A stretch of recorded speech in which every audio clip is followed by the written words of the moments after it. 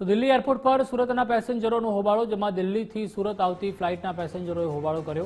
પેસેન્જરોએ Indigo flight માટે હાય hyena નારા લગાવ્યા।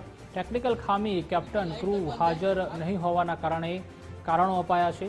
100 જેટલા સુરતના પેસેન્જરો દિલ્હી એરપોર્ટ પર અટવાયા હતા। ફ્લાઇટ નંબર 6E2383ના પેસેન્જરોએ હોબાળો કર્યો હતો।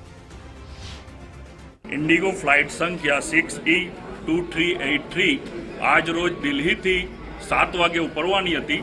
અત્યારે 9 વાગ્યાનો સમય થઈ ગયો છે, પણ તો બી ઉપડવાના ટાઈમનો કોઈ ભરોસો નથી અને બધા જ યાત્રીઓ હેરાન અને પરેશાન છે। એમનો કોઈ પણ જવાબ સીધો નથી।